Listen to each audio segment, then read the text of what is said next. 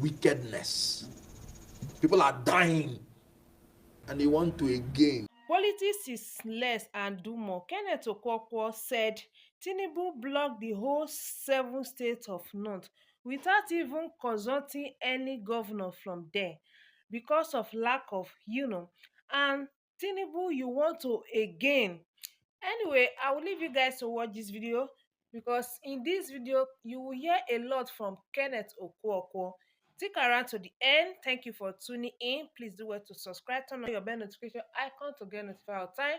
Thank you so much for all you do. So guys, let's dive right to the main video. 29, 2023. The Senate has always been in a hurry to pass anything that President Tinubu brings to it.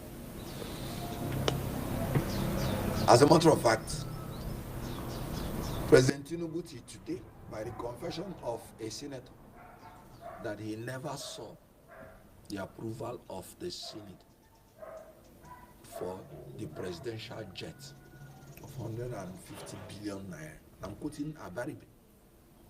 He never saw it on the Senate floor.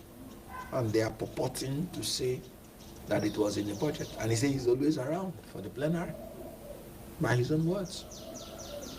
So the Senate, what it means that they even preemptively approve whatever is coming to the Senate. Then you can imagine the one that is presented to them. You have to give people a sense of belonging. You can't continue with arrogance of power unchecked.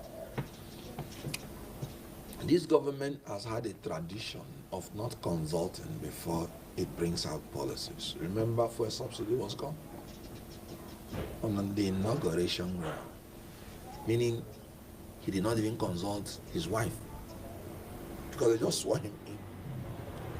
Anything he did before that, he wasn't the president. So they just swore him in. And he started issuing such policies without consulting any human being on earth.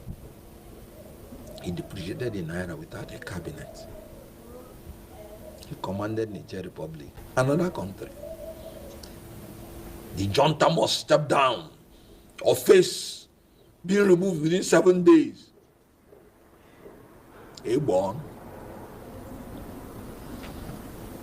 In politics, say less and do more. He blocked the whole 7 states of the North without even consulting any governor from there to weigh the cost-benefit analysis. After many months, what did he achieve? Reduction of Nigerians' image in the world community because he was able to carry out none. He did not even consult the Senate that has the approval before you can use the military outside Nigeria before doing the loud boast. So these governments enjoy saying more and doing less. When they were even seeking down the face of the Niger Republic junta, the Niger goes, I don't want. Because of lack of consultation. So in these tax reform in Nigeria is long overdue. I have nothing against it. There are some beautiful provisions we should carry on in Nigeria based on derivation. Because we want to encourage productivity. I feel very ashamed that the most blessed section in this country, which is the North is the most blessed. All the food we are eating, solid minerals. You can see how they are discovering oil. For such a region to even begin to look at South for survival tells you the level of incompetence and corruption of Nigerian leaders. Because they are so blessed in everything. Because they are strategically located between the rainforest of the South and the Sahara from the Sahara Desert. So their land is neither too much in this side or too much in this side. Very, very fertile land without fertilizer. So such a region is the region that will be insisting it must be based on derivation. And they just go to look at their land and bring out the beautiful lithium, gold, flowing like a river in the North. They don't need to catch cold whenever anybody sneezes. derivation is the best method to encourage productivity, and I support it 100%. Then the tax reform bill, I think section 146, they said VAT will be increased from 7.5% to 10% to 12.5% to 15%. Where? Wickedness. People are dying of heavy loads, paying for increased fuel, paying for increased tariff, paying for increased this and that, paying for increased presidential jet, paying for increased presidential yacht. And they want to again put the burden of increasing VAT consumption on the people.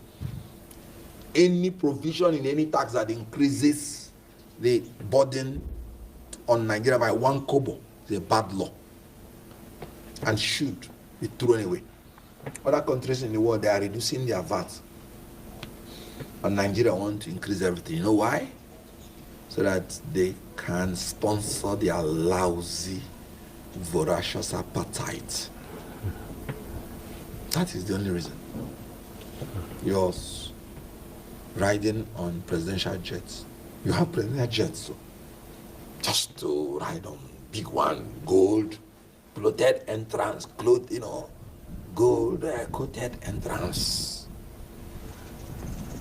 Those countries outside that cut their cloth according to their size, those presidential jets their presidents are using are manufactured by them. You are a borrower of money. You don't have money. The people are hungry, and you're living a profligate lifestyle, and you want the people to be the one that you will extort to pay for all those lifestyles. You have 48 ministers, majority of them doing nothing, and you want Nigerians to be taxed more. So I don't like that provision that says VAT should be increased. Then he should have consulted more and more and more. Democracy is based on dialogue and compromise, at least to give people sense of belonging. Telling the 36 governors and your vice president, go to hell, is not the best way to go in a democracy. So I would have supported consultation so that you would disarm those people who are maybe rightly or wrongly coming against your bill. Because the more you educate people on something, the more aware they are. Some people even went to the extent and said the tax bill is against Sharia and is not existing anywhere. But because of the speed you want to pass it, they'll begin to say there must be something in it.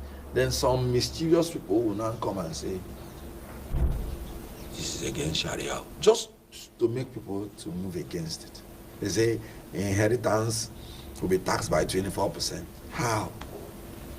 In my own opinion, it's not existing in the bill. But these are the things that dialogue would have been able to sort out. But I support derivation. I support there should be no increment in taxation on Nigerians. Support the unification of the tax system, because in Nigeria they say there are more than 100 taxes imposed on people. So if it is unified, so that one agent will be collecting the taxes, it makes payment easy. Technology just transfer. Now you have companies income tax, you have personal income tax, you have capital gain tax, you have VAT, you have, each one has different administrative agency. So in your house, you see people come to you, harass you, company income tax, personal income tax, this and that. This bill wants to harmonize so that you have uniform agency collecting these things, and you can pay this thing once and for all, even through technology. So there are very good things about this bill. The lack of consultation gave room for people to manipulate the provisions, either ignorantly or mischievously. to bring the bill to opprobrium. And remember, tax, once people hear tax, they react negatively to it because they feel it's an imposition. They might not even know it might even be a reduction. Then another thing is, you're saying in the tax bill that anybody earning below 800,000 per annum is exempted from tax, and you are the one who puts the minimum wage to be 70,000. 70 times 12 is 840,000.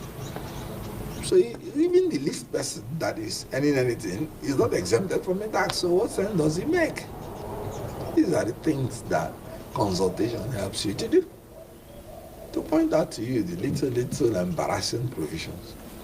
Because eventually you give nobody any tax benefits. Because if somebody earning 70,000 will not benefit from it, which is the minimum wage. And minimum wage means that everybody, including even private sector, ought to be paying it. So some provisions have to be tinkered with. That basic minimum should be increased.